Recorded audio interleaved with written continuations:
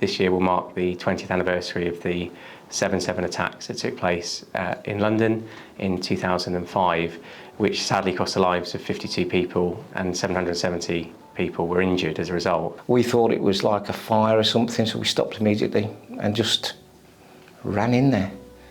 And that's when we realised it wasn't a fire, it was a bomb had gone off.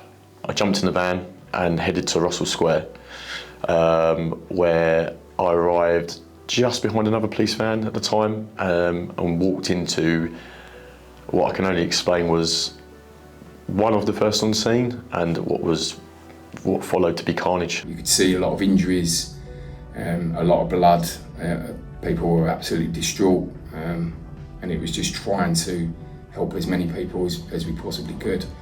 Dealing with someone that was shouting for your help for first aid and trying to process who needed you first the most,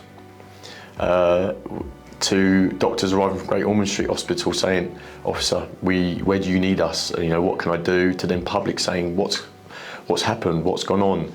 And that was a constant. Going through that carriage at that point, I really started to see things. Initially, you don't really take it in, and climbing over the hole, the people lying there. And I remember a sudden panic moment, and to this day I don't know why, but I was reminded that my niece was supposed to be in London that day, and I immediately, for some reason, understandably I guess, had a thought, well, is she safe? Is she on the train? Whatever, but sort of had to park that quite quickly, carry on with the search of the train, and then as soon as I got upstairs, it was phone Emma and see that she was safe, which she was. So. The bit that really stands out is the removal of the deceased. So I was present when a number of casualties that sadly died were removed, and I think it was the first time in my service I'd seen a body bag.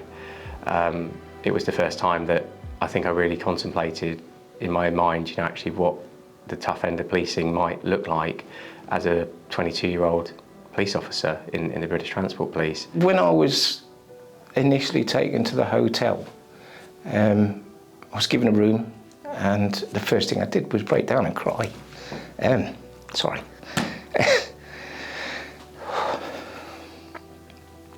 Yeah. Actually sitting in a room on your own after being with everybody working and doing what we were doing, it just hit home what's happened.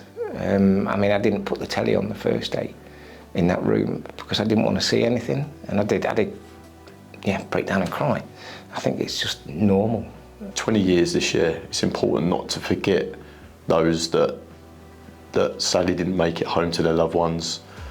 You know, to kind of, it's a healing process, even 20 years later. And I think by remembering them people, especially this 20th anniversary, to remind people what this city went through, what we went through as a force, you know, and how we dealt with it, and to remind people, you know, just not to forget